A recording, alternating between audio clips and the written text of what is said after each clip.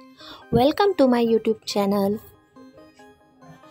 मराठी विषयाची प्रस्तावना कौशल्याची सूक्ष्म अध्यापन पाठ योजना कशी काढायची ते आज आपण या व्हिडिओमध्ये बघणार आहोत. सुरुवातीला छात्र अध्यापकाचे नाव, शाळेचे नाव, कौशल्य आहे प्रस्तावना कौशल्य, वर्ग 7वी, विषय मराठी, घटक आहे श्रावण मास, उपघटक आहे श्रावणातील निसर्गसृष्टीचे वर्णन, वेळ आहे 5 मिनिटे, दिनांक तुम्ही लिहून घ्यायची.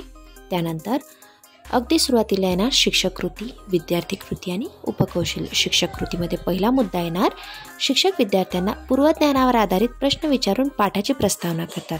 विद्यार्थी कृतीमध्ये येणार, विद्यार्थी अपेक्षित उत्तरे देतात. उपकौशल्य येणार, लक्षवेधक, प्रारंभ. शिक्षक कृतीमध्ये पहिला प्रश्न, एका वर्षात किती महिने असतात? विद्यार्थी कृतीमध्ये येणार 12. उपकौशल्य येणार पूर्वज्ञान, जागृती. त्यानंतर शिक्षक कृतीमध्ये दुसरा प्रश्न, इंग्रजी महिन्यांची नावे सांगा. विद्यार्थी इंग्रजी महिन्यांची नावे सांगणार जानेवारी ते डिसेंबरपर्यंतची. उपकौशल्यामध्ये येणार पूर्वज्ञान, जागृती. व्हिडिओ आवडला असल्यास लाईक, शेअर आणि चॅनलला सबस्क्राईब नक्की करा. दुसऱ्या कोणत्या घटकावर सूक्ष्म अध्यापन पाठयोजना पाहिजे असल्यास कमेंटमध्ये मला नक्की कळवा. त्यानंतर शिक्षक कृतीमध्ये तिसरा प्रश्न, मराठी महिने कोणकोणती? विद्यार्थी कृतीमध्ये विद्यार्थी मराठी महिन्यांची नावे सांगणार चैत्रपासून तर फाल्गुनपर्यंतची 12 महिन्यांची नावे. उपकौशल्य येणार प्रस्तावनेची पाठ्यांशाशी सांगड.